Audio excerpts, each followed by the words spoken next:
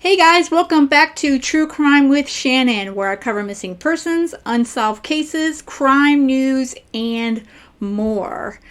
Alright, you guys, I decided to take the weekend off. Last week was pretty crazy, and for those of you that don't know, I actually am a runner. I'm a slow runner, I'm a run walker, but I had a 10K this past weekend, and I did some video on that, and I've been working on getting that together for my other channel, which is quite smaller, and so I'm trying to grow that a little bit on the side. And so I took a kind of, the couple days off from the true crime stuff, but I'm getting back into it today, and I've been keeping up with the news. I've been checking to see what everything I missed, and I just heard of this well, it's not a new case, it's a new case to me, and probably to a lot of you guys as well. I learned about it from Duty Ron today. So we're going to discuss the Thomas Valva case today. But before we get into the topic of the day of the video, I'm going to feature a missing person, because I always feature a missing persons poster on the channel. So let me pull up today's missing persons poster.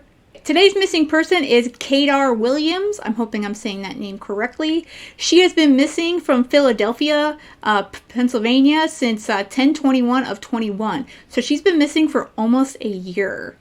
She was 11 years old now. She's female, black. Her race is black, dark complexion, 5'2", 125 pounds, black hair. Her hair is medium length, and her eyes are brown. It states the last location she was seen was on her way to Houston School in Mount Airy. They do not have any information on the circumstances of her disappearance, which is very sad. And this young child's been gone for almost a year from her family. So please, if you have any information on Qadr Williams, and especially if you're in the Philadelphia, Pennsylvania area, please contact the authorities. They're asking you to call the Philadelphia Police Department at 215-686-8477, or you can call the BAMFI at 877-97-BMAFI. Now that's a mouthful, or you can always call 911. That's always an option. But if you have any information on this missing 11-year-old, please contact the authorities. Today, I'm going to be discussing a case I just learned about, like I said at the beginning, from Duty Ron. And if you don't follow his channel, please do follow his channel. I'll include that link in the information to this video. This is a very sad and disturbing case, so ahead of time, I'm going to let you guys know this is a trigger warning. This is involving abuse of children and an ex-NYPD cop. So this is very troubling, and if you follow the Harmony case with me, this one's kind of along the same path in certain ways as well. You'll see some similarities. But this is little Thomas Valva, and he is sadly no longer with us. So let me give you the breakdown of what's going on with his case, and this is a perfect timeline. This is from Newsday online. So this was updated. It looks like it was last updated on February 14th of 2020. The case of his father actually just began the end of September, so this is very vital. So I'm going to cover the timeline, and then we're going to get into what's been going on right now. The death of Thomas Valva, the East Moracles Elementary School third grader, who died January 17th, 2020, after his father and his fiancee allegedly forced him to sleep overnight in the family's unheated garage, has spurred multiple investigations and sparked outrage across Long Island and beyond. Here is a look at some key moments in the case and its aftermath. Alright, so this, like I said, this is a very good timeline, and this gave me an opportunity to check it out so we can see what's going on here. Okay, we're talking 2004. NYPD officer Michael Valva and Justyna Zubak Valva, a Polish immigrant who came to the United States on a student visa in 2002, are married. July 2009, the couple gives birth to their first son, Anthony. Then we move up to February of 2011. The relationship between Valva and Zubo Valva was frayed even before Thomas was born, according to court records. Zubika Valva reports she had suffered verbal and financial abuse from her husband during a February 4th, 2011 intake appointment at the Safe Center, Long Island, the Nassau County agency that provides support to victims of domestic violence. Safe Center officials determined that Zubko Valva qualified for the services, according to court records. So apparently They had some domestic issues from the get-go, so it's not looking good already. And we're talking, this is 2011. Then we jump to September 2011, and there's a picture of, that's mom. That's the bio mom there. And Thomas Valva is born September 14th. He and his brother Anthony, 2 years older, would later be diagnosed with autism. So this is the mother, again, the biological mother. And this is, sadly, this is Thomas, who is no longer with us. May 2013, a third son, Andrew, is born. Late 2014, Valva moves out of the family's Valley Stream condominium late that year. Zupko Valva accuses him in court papers of abandoning her and the children. She claims her estranged husband has been having an affair with Angela Polina, a hospital administrator and mother of 3 daughters. Valva and Zupko Valva initiate divorce proceedings in 2015, the beginning of a long, contentious legal battle. Then we jump to July 2016. Zupko Valva tells Nassau Child Protective Services that Valva abuses the boys, according to court transcripts. She tells Judge Francis Regalio, and during a hearing, that her sons came home extremely hungry and thirsty after visits with their father. She claims Valva didn't get medical attention for Andrew when the boy had a 102-degree fever. Also that month, Judge Francis Regalio appointed Dr. Peter Fabrio to conduct a forensic evaluation of Zupko Valva and the 3 children. And the children, rather. So it looks like they are going to be doing an evaluation of the family at that point. Then we jump all the way to September of 2017. Nassau County Judge Hope Zimmerman awards temporary custody of Anthony, Thomas, and Andrew to Valva during a hearing. Another bad decision? You guys think of harmony? Here's another one for you. The judge also says Zupko Valva can visit her children with unsupervised visits every other weekend. Zupko Valva, who represents herself during the hearing, tells Zimmerman her estranged husband is a porn addict who has engaged in inappropriate behavior in front of the boys, including photographing his man parts and sending the pictures to other women. Gross. Shauna Curtis, Valva's attorney, tells the judge her client has the means to provide a safe environment for his sons. Just because he has the means doesn't mean he's going to do it, as we're going to find out. Fall 2017, Anthony and Thomas are enrolled by their father in East Mordech's Elementary School, where the staff expresses concerns about abuse. Special education teacher Nicole Papa writes in a memo titled Valva Family Concerns that the boys are not getting enough food to eat. Anthony loses 11 pounds in 9 months, she writes, while Thomas gained just 1 pound in the preceding 20 months. Both come to school several days in a row with dirt on their bodies, Papa writes. That's really sad. January 2018, CPS reports that a social worker meets with Thomas, who has a mark under his eye. Thomas says his mother did it, but couldn't elaborate. When asked about an accusation that his father punishes the kids by putting them out in the cold, Thomas denies it. His brother Andrew also says his mother hurts him and that he is afraid of her. Both Valva and Paulina adamantly deny to CPS they ever made the children stand out in the cold as a form of punishment. Additionally, in an interview with a caseworker, Thomas said his mother bit him on the arm. He lifted up his sleeve, but there were no marks. He said his mother hits him and demonstrated by standing up and slapping himself on the behind several times. He said he doesn't like to visit his mother's house because, quote, "Mommy hits me and makes me sad." February 2018, CPS says Zupko Valva is indicated for inadequate guardianship of the boys, citing her deteriorating mental state. Meanwhile, a CPS report states an investigation produces evidence to show the actions of Valva, placing the 6 children, his boys and Paulina's 3 girls, at risk of becoming physically, mentally, and emotionally harmed.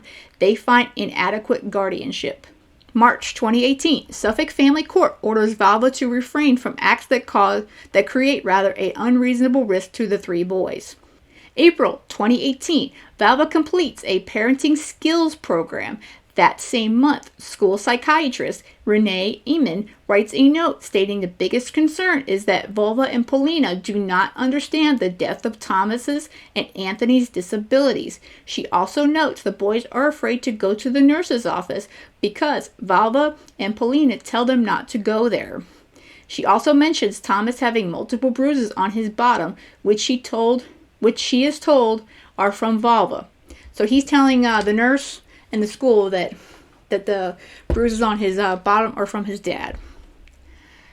Fall 2018, CPS interviews the school psychiatrist, who reiterates her concern about Valva not understanding the boys' needs. The school also expresses concerns about Anthony's weight loss and says the boys have been picking food up from the floor and constantly asking for snacks. They also note changes in their language skills and social behaviors. This is really sad. February 2019, a report to CPS states that for at least a week, Anthony has come to school with his clothes and backpack soaked with urine, and that Valva and Polina are not addressing the issue. NYPD cop and a hospital administrator.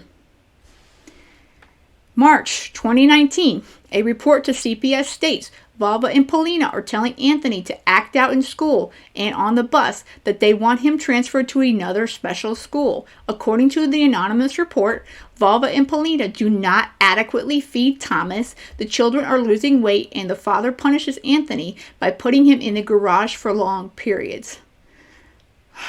This is getting sadder and sadder. May 2019, a report to CPS states Valva throws a book bag at Thomas's head, and the boy sustains a bruise and bump on his forehead. A few days later, CPS reports that Anthony throws the bag at Thomas's head, and no safety risks are found. Okay, CPS.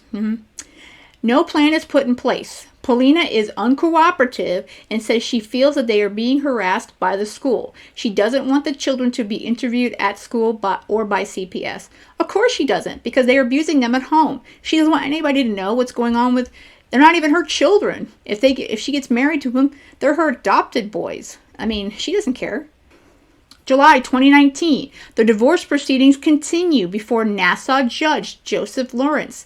Zubko Valva objects to the appointment of a new person to perform a forensic evaluation of herself and Valva, stating the woman is not qualified. She notes that she has not seen her children in 18 months. Zubko Valva repeats her assertions that her children are being abused in the home of her estranged husband. She says that Anthony is sleeping in the cold garage and is not being fed. Granted, this is July 2019. She's telling the court, my kids are not being taken care of by my soon-to-be ex-husband, and they're being left in the cold garage. So do something about it. Do something about it. December 2019. Westlo von Walvewender, I apologize in advance, I'm probably butchering this poor person's name, a friend and advocate for Zubko Valva, writes a 12-page letter to Judge Vito Caruso, Deputy Chief Administrative Judge responsible for overseeing operations of local town and village courts. Walvewender complains about the treatment of Zubko Valva by Judge Lawrence and requests the judge be removed from the case and the judicial bench. He also requests that the Valva children be removed from the home of their father. So this would have been enough time to help this boy who's no longer with us, but it's not going well. It's not going well at all. January 2020, in a letter dated January 16th, a senior court analyst responds to Wallewender's letter to Judge Caruso. He refers Wallewender to a response from a separate court, which essentially says the court cannot discuss the case with him because he's not a party to it. The next day, January 17th, Suffolk police officers respond to the Valva home on Bittersweet Lane in Center Moriches at 9:40 a.m. after receiving a 911 call reporting that Thomas has fallen in the driveway. Thomas is transported to the Long Island Community Hospital, where he is pronounced dead. An investigation by Suffolk police homicide detectives revealed that Thomas and Anthony had been forced to sleep without blankets, mattresses, or pillows in the garage on the night of January 16th, when the temperature outside had dipped to 19 degrees. The Suffolk County Medical Examiner determines Thomas's cause of death to be hypothermia. So as you can see, this father could care less about his two boys, and he let them sleep in the cold garage. 19 degrees. 19 degrees. No blankets, no mattress, nothing. Just sleep on the cold floor. And I just can't. February 2020. Valva and Paulina are arrested by Suffolk police. January 24th, an indictment unsealed. February 6th charges Valva and Paulino each with second-degree murder and 4 counts of endangering the welfare of a child. Both plead not guilty at their arraignment. February 6th. If convicted, they face up to 25 years to life in prison. Valva tells a Suffolk family court judge that he has been fired by the NYPD. Well, I hope so. I really do. Police said he was suspended without pay. So from what I understand, I think he was suspended and then he eventually left. June 2020. Justina Zubka Valva files a $200 million federal lawsuit claiming Long Island officials charged with protecting Thomas ignored years of warnings of sexual abuse. I'm going to just go with this on this one if I lose a lot of traction on this video because it's going to get this out. Let's see. Beating, starvation, and neglect that resulted in the death of the 8-year-old. The 99-page lawsuit said a Nassau judge, Suffolk Child Protective Services employees, East Monteridge school officers, officials rather, and others are complicit in the boy's death. Everybody failed this little 8-year-old. Mom was trying to tell them. They would not listen. And we do learn later on that there are some folks at the school who were trying to help this boy as well, as we heard that they were trying to get, and they were reporting to CPS. October 2020, Michael Valva resigns from the New York City Police Department, which had suspended him with no pay pending the criminal case against him. He should have been fired. I don't know why they didn't. Hope he gets zero pension and everything. So this is as far as the update, the timeline goes on this particular. But like I said, they're at trial right now. So let me pull up the current updates here on this case. So this is a video from Newsday, and it's pretty long, but I'm just going to cut parts of it. But this gives you some good information on the case before the actual trial started. Suffolk County Police say they've arrested a Center Moriches man and his fiancee, both charged with murder in connection with the death of that man's 8-year-old son. Police have identified the little boy as Thomas Valva. It was a week ago when police say they responded to a report of a boy who'd fallen in a Center Moriches driveway. That boy, we know again to be Thomas Valva now, had been taken to a local hospital where police say he was pronounced dead. Thomas Valva was subjected to freezing temperatures in the home's unheated garage overnight when the outside temperature was 19 degrees. We first responded to 11 Bittersweet Lane in Center Moriches on January the 17th at 9:40 a.m. after Michael Valva reported that his son Thomas fell in the driveway while waiting for the school bus an hour earlier. Michael indicated that his son lost consciousness after the fall, but had remained unconscious. When the officers arrived, Michael Valva was performing CPR on his son in the basement. Thomas was transported to Long Island Community Hospital, where he was pronounced dead. At the time of his arrival at the hospital, Thomas's body temperature was 76 degrees. We have determined Thomas was never in the driveway that morning, and he suffered head and facial injuries that were not consistent with the father's account. Police have identified the defendants in this case as Michael Valva, the father of Thomas Valva, and Michael Valva's fiancée, Angela Paulina. We will have much more as this story develops on Newsday.com. Reporting from Suffolk County Police Headquarters in Yaphank, Cecilia Dowd for Newsday.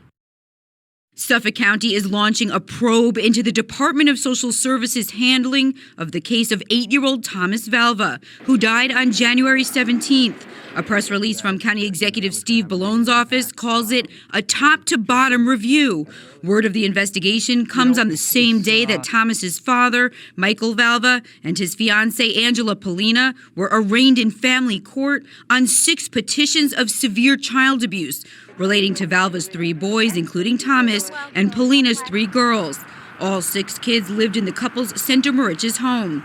Valva, an NYPD officer, and Polina are facing murder charges in connection with Thomas's death, determined to be a result of hypothermia. They're accused of leaving Thomas and his brother, both on the autism spectrum, in an unheated garage, shivering on the floor with no mattress, no pillows, no blankets. On Friday, Valva and Polina pleaded not guilty to second-degree murder, and on Monday, the defendants denied the abuse allegations in the family court case. The Valva children were returned to their mother, Justina Zupko Valva, last week. She hadn't seen them in 2 years. The first breakfast was just heartbreaking because I saw my kids eating breakfast so fast. Anthony must have like 2 giant bowls of cereal. He kept asking, when is dinner, when is lunchtime? Just completely being afraid that this is the only meal he's gonna get for the day. On Monday night, the 2 biological fathers of Polina's 3 daughters, who went several years without seeing them, were granted temporary custody of the girls. Gino Cali spoke to reporters outside the courthouse before learning he'd be going home with his daughter. I've always wanted to be in my daughter's life. There's not been one day I haven't wanted to be in my daughter's life. And Angela prevented that? Always. Meanwhile, the Suffolk County Executive also says an external task force will be established to review all CPS policies and procedures relating to children with autism and other developmental disabilities. Both Valva and Polina are expected to be in criminal court later this week. Reporting from Family Court in Central Islip, Cecilia Dowd for Newsday. Okay, I want to stop for a second. As you can see, they're denying, of course, they're denying every single bit of this whole thing. Of course they are. But can you imagine? This guy is a cop, well, an ex-cop now. He's a cop for New York City Police Department. I don't know about you, but I don't want I'm trying to choose my words, I don't want some jerk, some awful monster like him taking care of me or anyone else when he can't even take care of his own children. And then he lets his children suffer. They're abused. They're left to basically, one of them dies now. He, as far as I'm concerned, he is guilty of murder, period. And his fiancee, she's just as guilty as him. And I hope that they throw the book at him for sure. I really do. And then as far as CPS is concerned, they also need to be investigated. That's why I said this also does remind me of the Harmony Montgomery case. What is going on with our system? They can't even protect the children. The state can't protect the children. They're being told by the biological mother and some members of the school that these children are not being well taken care of. They're in a horrible way. They come to school with bruises. They're dirty. The one child came covered in urine. What is wrong with CPS? They also, I'm glad they're being investigated. And unfortunately, I don't think that they're taking this stuff seriously enough at all. I really don't. And these poor children are the ones that have to suffer for it. All right, so let's continue the video here. Tonight, we gather as a parish community, a church community, but also as a local community. We come to pray for Thomas Valva. We come to pray for his family and really for this community. We're just so overwhelmed with grief and sadness and a whole range of emotions. And so we come tonight to pray with the church as we gather tonight, hoping that we could find some peace in the midst of what seems so lacking in peace, so lacking in comfort. And we hope that light of faith that brings so many people here today will kind of give us a little bit of what we need to go forward in the days and the weeks and the months ahead. It broke my heart to see that treatment, and it bothers me that these children who have no voice, Child Protective Services is so understaffed that they can't help these children in the right way. They can't give them the attention they need. No child should be mistreated or suffering the way this poor boy did. She's exactly right. They are understaffed. They're understaffed all across this country. Because they're understaffed, they're not taking good care of these children that need to be taken care of. And the odd factor is with this one, you have an NYPD cop who should be, he should be someone you can trust. And who knows if he uses influence to throw off CPS. Oh, my kids are fine. I'm not doing anything to them. I don't know that part yet. I mean, we don't know, what kind of stuff he threw around. If he's a good liar. But as far as that's concerned, he's someone that you're supposed to trust. Police officers, firemen, firewomen. These are people we're supposed to be able to trust. How can we trust these people if they are abusing their own children and the bottom line is they're killing their own children?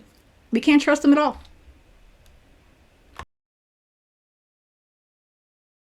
emotions that it's hard to describe. Definitely,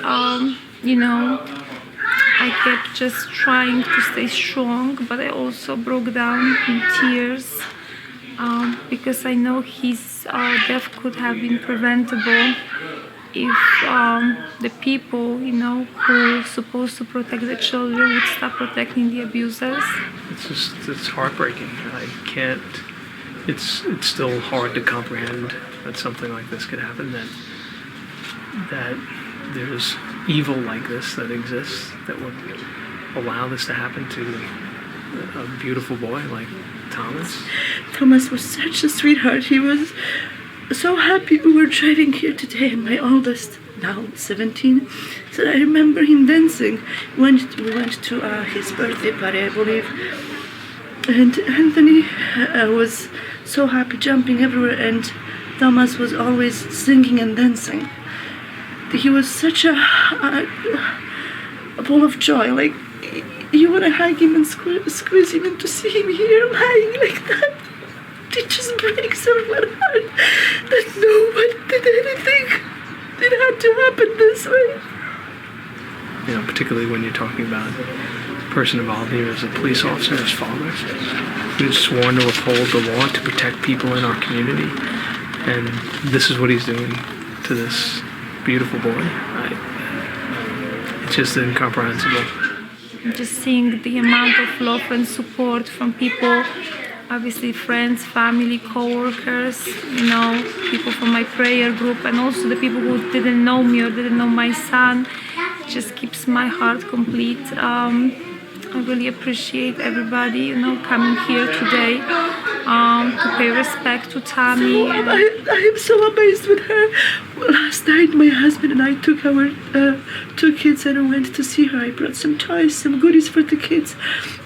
And to see her, how strong she was calming me down. She was telling me, it's okay, he's in heaven, he's in a better place. He's not suffering anymore. He saved my other children. I couldn't believe that she can say stuff like that she's so strong, that she's... We have to look at all aspects of our system here and say, how can we do better? When something like this happens, you have to do that.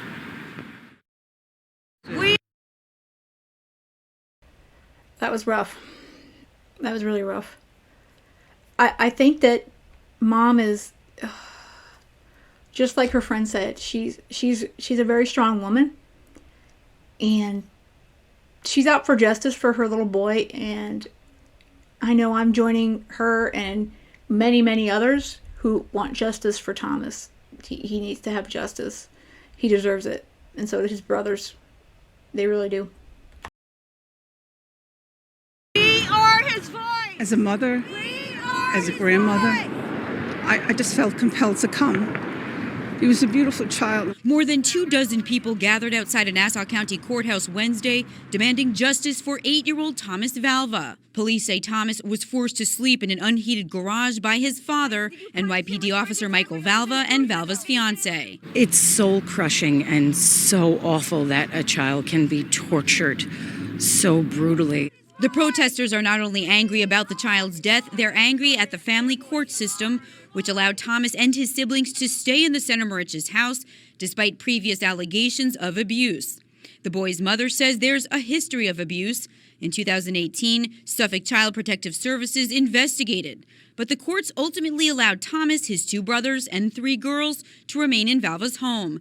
Those at the rally spoke out against what they believe to be a broken system that claimed the life of a child.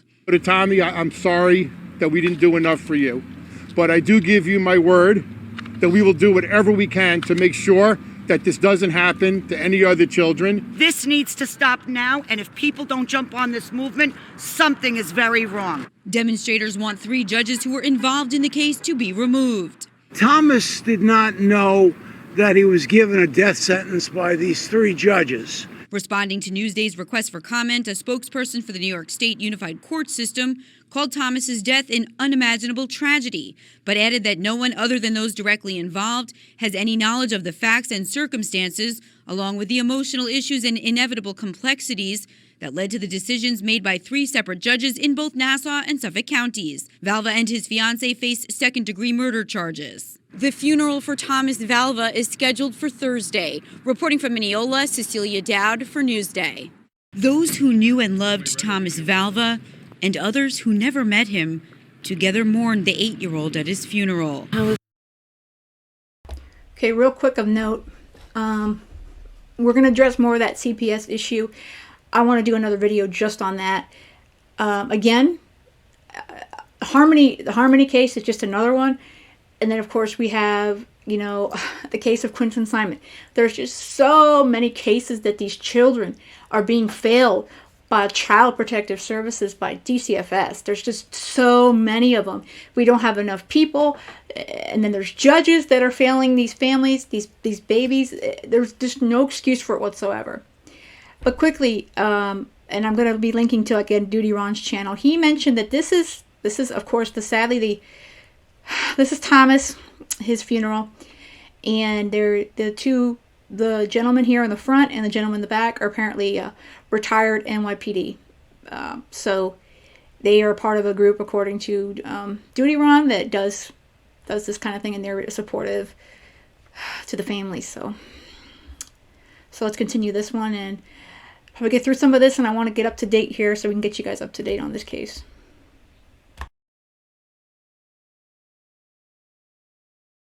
Has Thomas's loss touched you?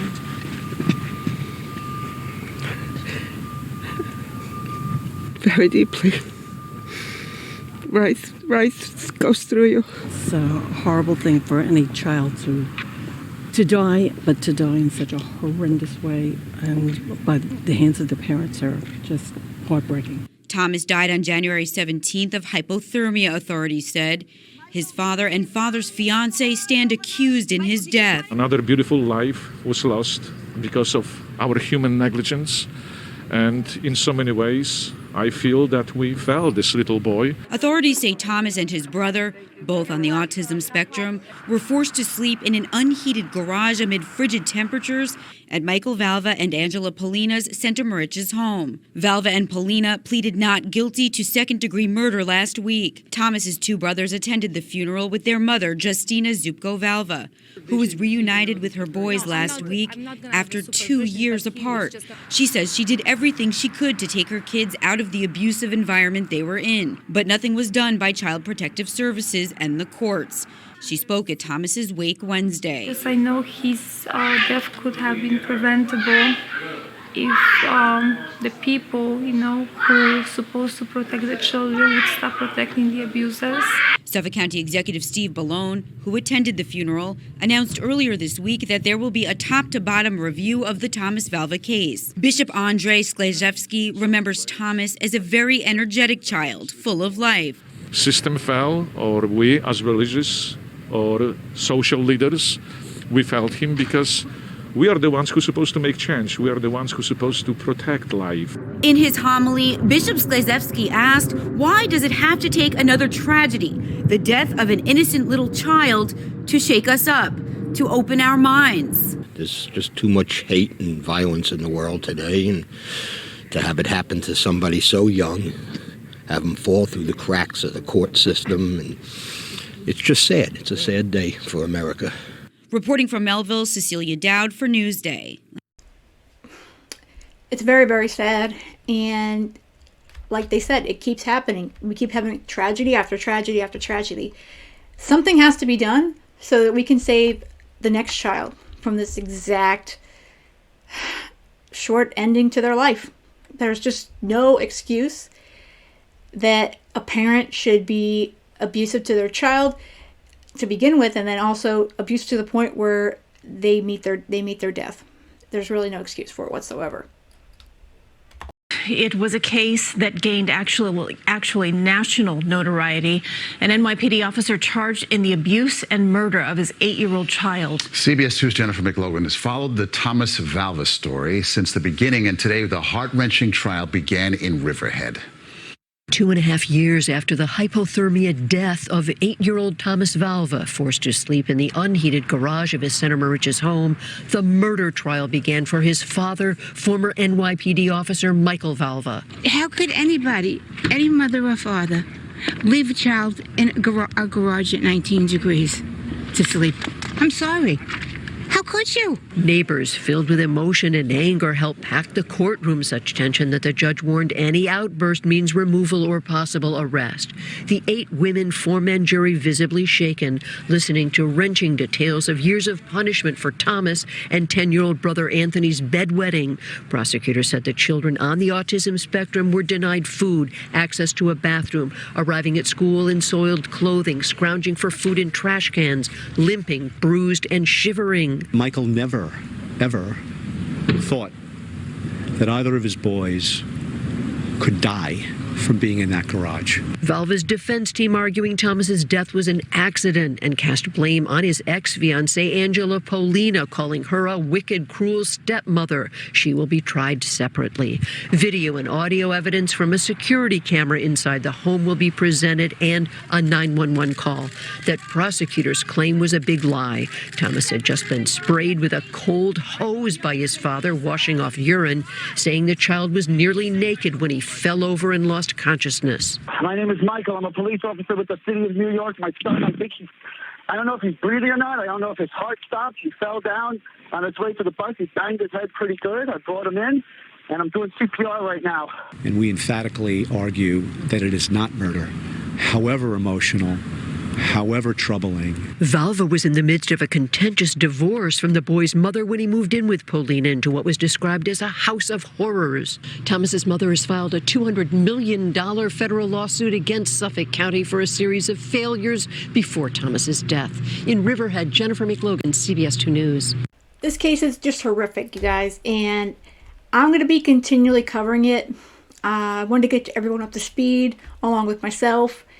And like I said, the trial began on September 28th, so I'm going to be catching up on all the start of the trial, and I will do another video all on that, and then we'll continue to follow it all the way through. Like I said, his dad right now, the ex-NYPD cop, is on trial, and then apparently his now ex-fiancee will be on trial after him. So we shall see how this all goes, and I hope the monster and monstrous just get thrown in jail and they throw away the key. I truly, truly do.